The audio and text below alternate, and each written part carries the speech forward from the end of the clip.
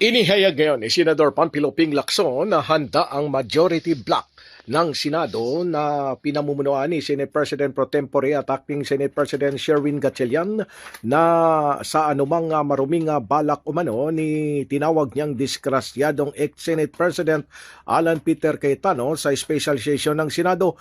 Diin pa ni Senador Lacson na habang kinikilala ng halos lahat maliban kay Senador Cayetano at iilang kaalyado nito si Senador Gatchalian bilang leader ng Senado, ipinakita na ni Cayetano na kaya niyang gawin ang kahit ano upang kumapit sa pwesto.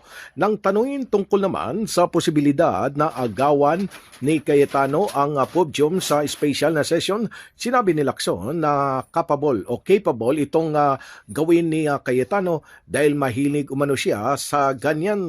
Git ni Lacson, labis ang pagkahumaling umano ni Cayetano sa kapangyarihan kaya handa itong baliwalain ang realidad at gumawa ng eksena kahit na malinaw na ipinapakita ng practical reality na kinikilala na ng lahat ng kaukulang otoridad at stakeholder ang liderato ni Gatchalian. Paliwanag pa ni Lacson na maging ang ilan sa mga kaalyado ni Cayetano sa ngayoy minority bloc ay hindi na rin gaanong lantad sa pagsuporta sa kanyang pag-aangkin sa pagkapangulo ng Senado. Dagdag pa ng senador na magising na sana sa katotohanan. Ito ang realidad. Maski sinigaw umano ito sa buong mundo, siya ang Senate President, walang sumusunod sa kanya.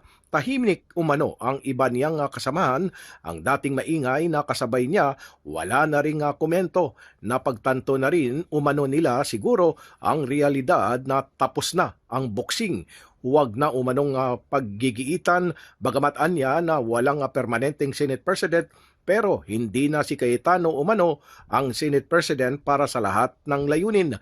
Muli ring giniit ni Lacson na kapag natuloy ang special na sesyon, dapat umiwas si Cayetano sa paggawa ng gulo sa mga proceedings at sa halip ay makilahok sa talakayan sa plenaryo kasama ang iba pang senador sa halip sa Facebook. Samantala, muling binigyan din ni Lacson na dapat dumalo ang lahat ng senador sa special na sesyon dahil layunin itong resolbahin ang mahalagang panukala at mga usapin sa Commission on Appointment na naapektuhan ng boycott sa mga sesyon ng Senado sa napinangunahan ni Cayetano noong Hunyo 1 hanggang 3. Giit pa ni Lacson na kanyang pinahalagaan at hinahangaan ang paninindigan ni Senator Joel Villanueva na dumalo sa special session bilang bahagi ng kanyang sagradong tungkulin.